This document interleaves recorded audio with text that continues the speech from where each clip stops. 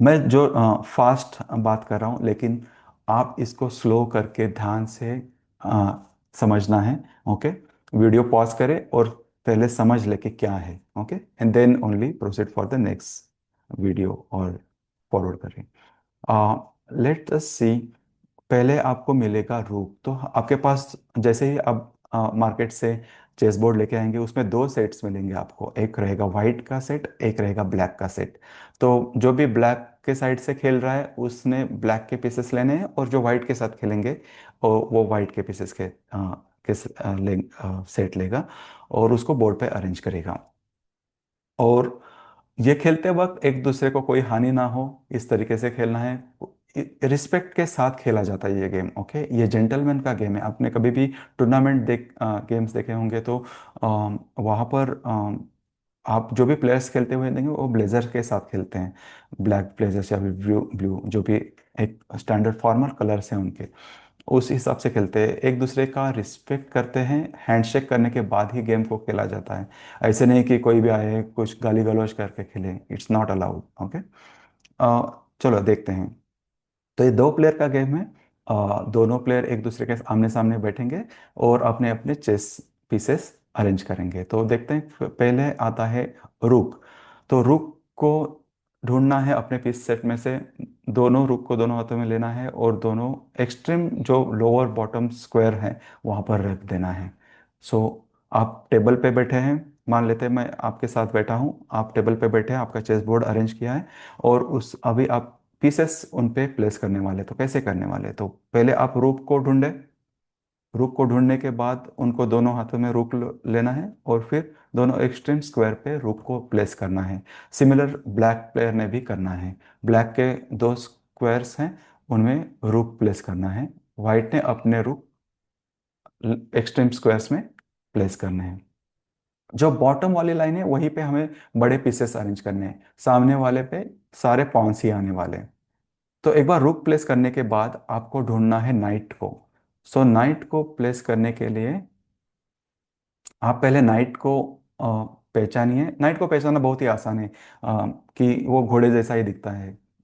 So white player white night ढूंढे, दो night पकड़े और फिर रूक के बगल वाले स्क्वायर्स में उसको रखना है।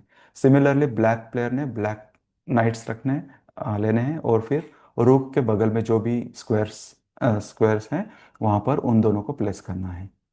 इस प्रकार हमने रुक और नाइट को प्लेस करना सीखा। Okay, congratulations. Let us move. आगे देखते हैं कि बिशप को कैसे प्लेस करना है, बिशप को आइडेंटिफाई करना है कैसे करना है। तो इसकी जो बिशप की जो जो बैक होती है उस तरीके से इसका निशाना है। ये थोड़ा सा पॉन से बड़ा होता है तो आइडेंटिफाई करना इजी है। और उस पर एक क्रॉस भी है, रहता है यहाँ पर देखेंगे तो एक मार्क है। ओके, तो इस प्रकार से बिशप को आइडेंटिफाई करना है। दोनों बिशप हाथ में लेने और फिर उनको नाइट के बगल में जो भी स्क्वायर्स है वहां पर प्लेस करना है। ओके, तो ब्लैक प्लेयर ने भी अपने बिशप्स नाइट के बगल वाले स्क्वायर्स में रख देने। तो आपने सीखा रुक, नाइट और बिशप को कैसे प्लेस करना है। दोनों प्लेयर्स ने, ब्लैक प्लेयर साइड खेलने वाले प्लेयर ने और वाइट साइड जो भी प्लेयर बैठा उसने भी। उसके बाद आते हैं ये दो स्क्वायर्स और आपके पास बचे हैं दो बड़े पीसेस। एक का नाम है क्वीन, एक का नाम है किंग। तो किंग को कैसे आइडेंटिफाई करना है और क्वीन को कैसे आइडेंटिफाई करना है वो देखते हैं और फिर उसका प्लेसमेंट हम देखेंगे। तो यहाँ पर आप देखेंगे जो किंग है उसके सर पर एक क्रॉस है। ओके, तो रियल लाइफ आप किंग को देखेंगे तो उसके सर पर एक क्रॉस होगा। इसको आइडेंटिफाई करने का इजी तरीका यही है, किंग को आइडेंटिफाई करना। किंग सबसे इंपॉर्टेंट पीस है। जब किंग हारता है तो गेम ओवर होता है। जिसका भी किंग हारेगा द वो लूज करेगा इस गेम को, और अब अपोनेंट जीतेगा। ओके, सो किंग को आइडेंटिफाई करना है तो cross is the thing you need to identify. और ऑनलाइन जब जब आप खेलेंगे तो ऐसे दिखाई देगा। ओके, और जो भी बचा हुआ दूसरा प्लेयर पीस है जो इस तरीके से दिखता है उसको कहते हैं क्वीन, जिसको वजीर भी कहते हैं या फिर रानी कहते हैं। वो कुछ इस प्रकार से है। तो इसको प्लेस करने का इजी तरीका क्या है कि हमने देखा कि बिशप नाइट और रूक तो प्लेस कर दिए, फिर क्वीन की बारी है। तो क्वीन कैसे करनी है? तो वाइट या फिर लाइट पीसेस वाली जो टीम है, जो लाइट बिश क्वीन है, उसको लाइट स्क्वायर में रखना है। ओके। सो वाइट की क्वीन कहाँ पर बैठेगी?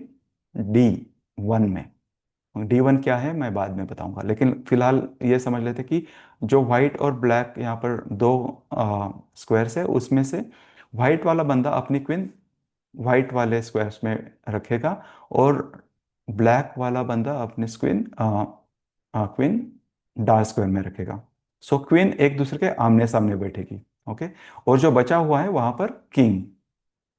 सो इस तरीके से, जैसे लाइट स्क्वायर की क्वीन, वाइट साइड की क्वीन लाइट स्क्वायर में बैठ गई, और सॉरी,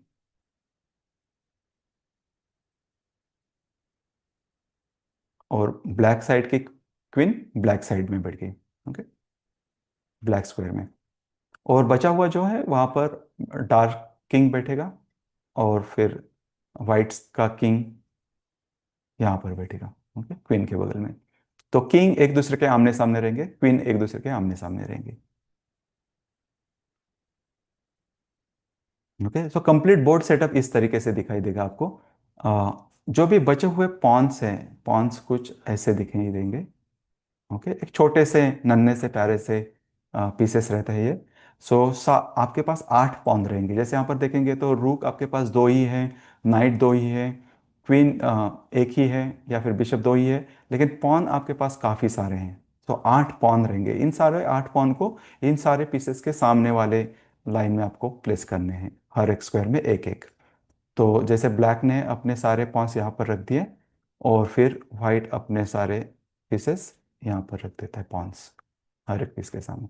और बीच में है बैटलफील्ड। ये यहाँ हो खत्म होता है आपका बोर्ड सेटअप। बोर्ड सेटअप आपका हो गया है, फिर हम समझेंगे कि हर पीस को कैसे मूव किया जाता है। ओके। तो हर एक पीस को समझने के लिए और बोर्ड सेटअप को आगे कंटिन्यू करने के लिए हम सीखेंगे नेक्स्ट चैप्टर में। तब तक के लिए धन्यवाद।